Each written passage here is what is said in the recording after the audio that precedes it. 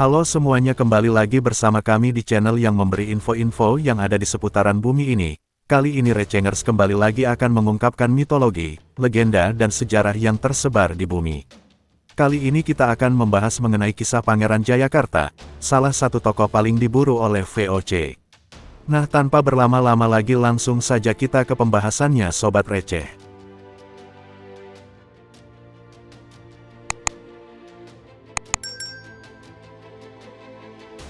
Sebelum bernama Jakarta, wilayah ibu kota dulunya pernah disebut dengan berbagai nama, salah satunya Jayakarta. Nama Jayakarta diberikan oleh Kesultanan Demak pada 1527, setelah berhasil menggagalkan pendudukan Portugis di kota pelabuhan tersebut. Ketika VOC mulai berkuasa di Nusantara, Jayakarta dikuasai oleh Pangeran Jayakarta. Dalam perkembangannya, Pangeran Jayakarta menjadi musuh bebuyutan VOC. Lantas, siapa sebenarnya Pangeran Jayakarta? Asal-usul Pangeran Jayakarta. Setelah ditaklukkan oleh Demak pada 1527, wilayah Jayakarta diberikan kepada Banten, yang kemudian berkembang menjadi Kesultanan Banten. Ketika Kesultanan Banten diperintah oleh Sultan Maulana Hasanuddin, putra Sunan Gunung Jati, pelabuhan Jayakarta diserahkan kepada anak buahnya yang bernama Pangeran Sungersa Jayawikarta atau dikenal sebagai Pangeran Ahmad Jakarta. Setelah berkuasa cukup lama di Jayakarta, Pangeran Sungersa Jayawikarta memiliki seorang putra yang diberi nama Pangeran Jayakarta. Pangeran Jayakarta pun mewarisi jabatan ayahnya sebagai penguasa Jayakarta.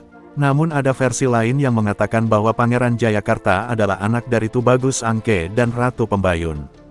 Terlepas dari perbedaan pendapat terkait silsilahnya, tetapi yang pasti Pangeran Jayakarta adalah penguasa Jayakarta. Musuh bebuyutan VOC. Konflik antara VOC dan Pangeran Jayakarta diperkirakan berlangsung antara tahun 1910 sampai tahun 1919.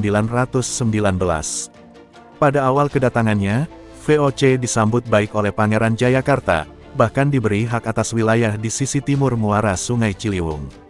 Namun, ketika daerah tersebut menjadi pelabuhan yang ramai, VOC tidak puas dan mulai menerapkan monopoli perdagangan. Hal inilah yang kemudian menyulut konflik antara Pangeran Jayakarta dengan VOC. Pasalnya, monopoli itu diketahui sangat merugikan dan menyengsarakan rakyat. Dengan dibantu oleh pasukan dari Banten dan Inggris, Pangeran Jayakarta berhasil menyudutkan pasukan Belanda. Kondisi tersebut lantas membuat Jenderal Pieterszoon Koen melarikan diri ke Ambon untuk meminta bala bantuan. Sementara Pieterszoon kabur ke Ambon, di Jayakarta mulai timbul permasalahan antara Banten dengan Inggris.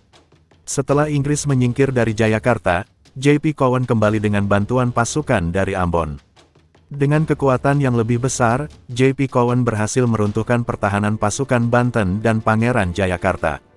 Alhasil, pasukan Banten melarikan diri ke arah barat dan selatan, sedangkan pasukan Pangeran Jayakarta melarikan diri ke wilayah yang saat ini dikenal sebagai Jatinegara Kaum, Jakarta Timur.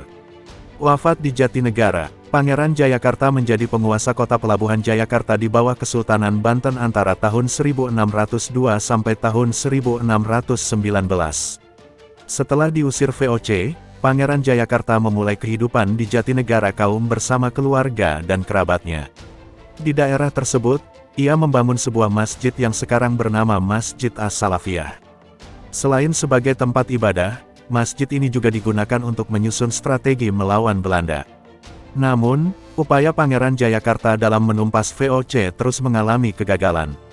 Pangeran Jayakarta wafat pada 1640 dan dimakamkan di Jalan Jatinegara Kaum Raya No. 49, Jakarta Timur. Kendati demikian, makamnya baru terungkap pada 1956, sekitar 3 abad setelah kematiannya. Hal ini karena Pangeran Jayakarta selalu menyembunyikan identitasnya agar tidak diketahui oleh VOC. Sampai saat ini, makam Pangeran Jayakarta masih ramai dikunjungi para peziarah dari berbagai macam kalangan. Nah, sudah sampai di akhir video kisah Pangeran Jayakarta, salah satu tokoh paling diburu oleh VOC. Bagaimana Sobat Receh penjelasannya menambah pengetahuan yang ada bukan? Jangan lupa like, komen, subscribe dan bagikan ke teman keluarga ya Sobat semua. Sampai jumpa di video-video selanjutnya. Krincing-krincing.